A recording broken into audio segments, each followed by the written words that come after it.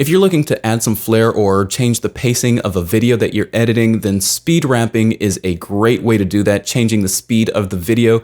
And I'm going to show you 3 different ways of doing that. I've got 2 pieces of footage loaded into my Premiere Pro right now, and we're just going to jump right in. First, let's look at this lighthouse hyperlapse. It is about 4, maybe 5 seconds long, and it's okay. But if we wanted to change the pacing of a video that we were working on using this footage, then here is how I would do it. First method is to just click in here, go to speed duration. Let's go to 500%.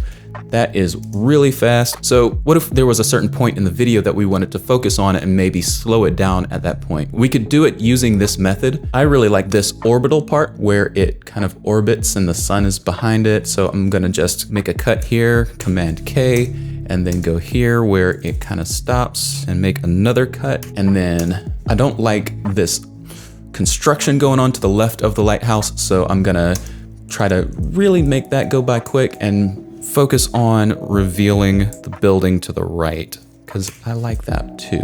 So now I've got this part that I like, and I've got this part of the footage that I like that I want to keep at normal speed. So I can go in and I can speed that up to 500, and then ripple delete here, right click, ripple delete, and then I'll speed this part up to 500. So it speeds up in these 2 sections, but these 2 sections play at normal speed.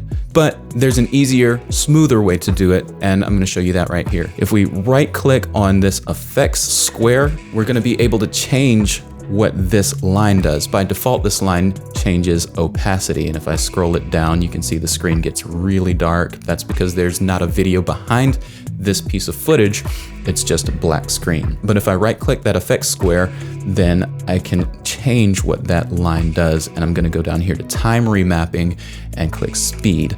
In those same parts of the video that we just were at, I'm gonna actually start it a bit earlier. I'm gonna start it right here. I can command click on that line and set a keyframe. And then I'll go about right there and put another keyframe. And then again, once this building starts to be revealed, put another keyframe there. And now I can essentially do the same thing that we did, but just using this one piece of footage, not having to make any cuts. I can raise the bar and you see it's changing the percentage of the speed of how this is being played. So if I put this up to 500 and then this part up to 500 as well, then essentially we've got the same edit that we made using the cuts. Now, this is good, but it's not perfect. So what we can do is we can actually ramp this down to where it's fast, but then it gradually gets slower, and we just do that by pulling apart this little speed keyframe that we put in there. And then if you click in the middle right there, you get this little line adjuster. So instead of going here and making it a linear adjustment to where it stops, we can now smooth that line out. And instead of that jump, now what you get is a smooth transition to regular speed. Now you'll notice that I've got a yellow line up here. That shows that it might be dropping frames and stuff like that. So if it's not playing smooth right now, that's the reason. I'm gonna continue doing this, and then I will render it out and we'll show you what it actually looks like without any dropped frames. Now let's preview this video and see what it looks like. Much, much better. Now, what if we wanted to use speed ramping to transition to another piece of footage? So what I want to do here is I want to go from this lighthouse and make it look like it transitions into revealing this pier. I'm going to do the same method here. I'm going to right click in that effects box and go to time remapping, speed. I'm going to go to the part that I actually want to reveal. I'm going to add a keyframe, command click on the line, and then raise this up. I don't even know what percentage I'm gonna raise it up to. I want it to be kind of quick, but I don't want it to be so quick that you don't get the sensation of revelation of the pier. That was pretty good. The next thing we need to do is to kind of match the speed ramp from here. So I'm gonna put a keyframe on this footage and then raise that up and ramp it out. I'm gonna render this out so that we see it in full quality. Let's see what it looks like.